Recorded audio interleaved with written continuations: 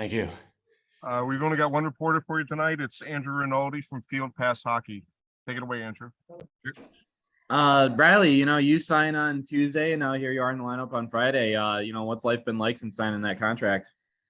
It's been pretty hectic the last few days. A long day of flying into Grand Rapids here, but when I heard my name called that I was playing tonight, I was more than excited. Absolutely. And so for fans kind of unfamiliar with your game, explain in your words what you bring to the lineup.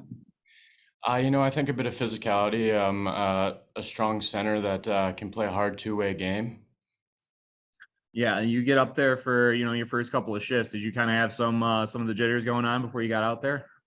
A little bit. I think I got most of them out in warm-ups. I was feeling pretty good going out there, so yeah. Absolutely. And then, last one for me, you had that big hit in that third period, kind of making a big statement with that play. Is that kind of showing the coaching staff what you can bring to the table? I mean, I hope so. I want to show my physical side, so it was a good opportunity too, right there. So yeah, absolutely. That's all for me. Thanks, Riley. Thanks. Go ahead, Andrew. Joel, you had that big second goal for the boys tonight. Did you just kind of see your lane open up and hit the hole, or did you catch the puck, look up, and just had the goalie in front of you? Yeah, Viro made a good pass. I just was trying to stretch the zone there and made a good pass. I had to step on the D and just try to take it to the net. Happened to get around the goalie and be able to get it in the net. Yep, and that second period, the Wolves kind of put up three quick ones, and coach calls a timeout. What was kind of the message at the bench to rally and recover there? I just settled down. I think we got away from our game a little bit. We weren't getting pucks behind their D like we were in the first, and we were giving up rush chances, and we can't be doing that. Yeah. Regan scores that big goal at the end of the second. What's kind of the vibe in the locker room after that, and with the ice tilted against you, but you're still tied up? Yeah. Anytime you can score in the last minute of a period, especially to tie a game, it brings momentum into the next period. But they battled tonight. It was a hard fought game, and they got the extra point. Yeah, and at the third period there for you, you're kind of throwing some hits, mixing it up with some Wolves there in the third. With both the teams kind of real close in the standings there, this one kind of have a playoff feel on the bench and on the ice? Yeah, a little bit. I think the rest of our games this year are going to have a playoff feel for us. I mean, we're scratching and clawing for every point we can get, so we're trying to climb back into a spot and make a run. Yep, that's all for me. Thanks, Joel. Thank you.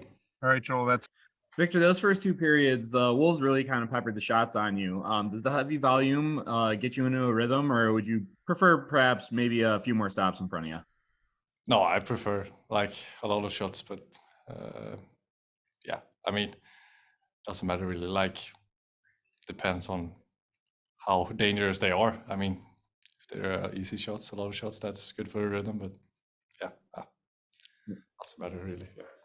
Yeah. That second period, the Wolves had those three quick ones. Coach calls a timeout, and kind of what's the message on the bench to kind of get everyone back on the same page? I didn't hear anything. I was just so focused on my game to bounce back, so I actually didn't hear anything. So yeah, then a follow up. How do you kind of settle back into the crease after a flurry of goals like that? No, I just focused on my breathing and focused on my game. That's it. You give the guys a chance to win tonight with 38 saves. It doesn't really go your way in overtime, but what do you take away from your performance in the crease tonight to build on going forward? I mean, a lot of saves, but I would love to keep the goals down a little bit for sure. But it was a tight game. Like, we got 1 point, and that's good for now. But it stinged. They stinged today. It was tough to lose this one, but we have so much games left, so I'm sure that we're gonna take that playoff stuff. But well, from third outshot, generally kind of outplayed early in this one, but it felt like the play of the boys kind of a little bit cleaner as the game went on. What changed after that 3-goal flurry by the Wolves there? Well, I honestly, I wouldn't say we're outplayed early in the game. I think that's. Did you watch the game? I did. Okay. I don't think we're outplayed at the beginning of the game. We're up 2-0 after the first period, were we not? Yes. Yeah, absolutely. Now, the tide turned when we, in a matter of 2 minutes, we fell asleep for 2 minutes and just got away from staying above their active defensemen. And, they're a quick transition team. So Take away those 3 minutes, which obviously we can't. And we settled down. I thought, to earn a point here that maybe we didn't quite deserve after coughing up a 2-goal lead, we'll take. We got to focus on the positives. We're still right in the hunt here. We gained a point. We conceded one to a team that's below us, or maybe tied with us now, but we can't focus on that. We got to focus on tomorrow. We got to learn from our mistakes tonight and focus on tomorrow. Yep. Another newcomer in the fold tonight, and Riley Sawchuk. What have you seen in this game in the short time that he's been here?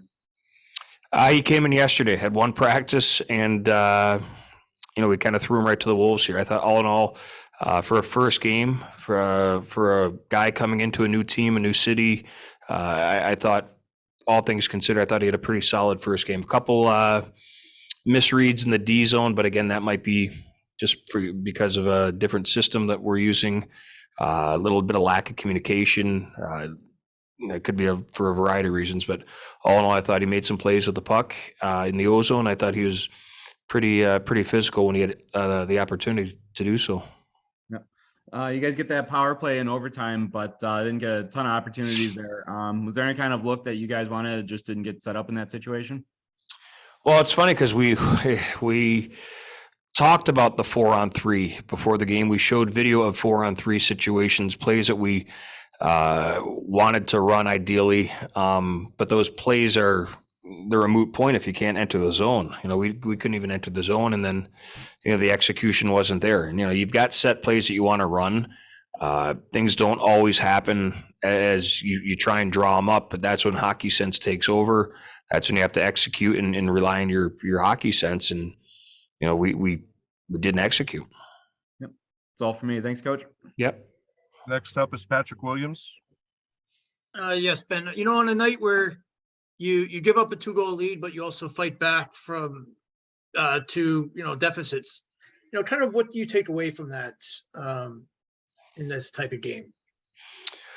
Well, honestly, our two of our main points going into the first period were getting off to a good start. And obviously, even though the shot clock may not have been dictating it, to walk out of there with a 2-0 lead is obviously fantastic. Now, conceding that, the second point that we had, was we wanted to put up 15 shots in the first period. Set a goal for ourselves. We didn't have. I thought I looked up in the clock in the second period. We had 16 shots with about 5 minutes left in the second. So we didn't. We weren't net focused at all with the puck. And honestly, we tried to make a couple little extra looks or passes in the slot area, which led to turnovers in their transition, which again led to extended D zone time. But the things I take away are learning to play with a lead, playing mature hockey, which we got away from for.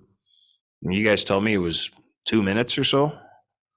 Just a couple bad reads and a couple bonehead plays. And then obviously we get down to fight back. I thought the goal at the end of the second period with the second to go was obviously big, and then we're down again. We found a way to tie the game. So, we get to overtime on the power play, and special teams are a huge part of the game, and our power play has to find a way to help us win games. And it hasn't. Our PK has to be better as well. Obviously, we didn't give up any power play goals against tonight, but our special teams, if you look at them where they're in the league, they've got to be way better coming down the stretch here. We've got 22 games left, and a lot can happen between now and then, but we've got to make sure that we're capitalizing on the opportunities, and execution is going to be a huge part of that. You mentioned that players maybe getting a little too cute with the puck and trying to force things. And that's such an issue for players in this league at times. How do you get that out of a player's game? Practice. You harp, you try and teach habits. You try and show them examples through video. You do it in walkthroughs. You do it against teammates in pressure. You do it in practice. It's repetition and getting those habits, repetitive, making it habitual so they become second nature. And there's kind of an adage, for players that, if you make the NHL, a goal up there is maybe worth, $250,000 if you can do it 10 times a year. You're a pretty good player. How do you get guys to kind of view it in those terms? It's just, you can go somewhere by shooting the puck.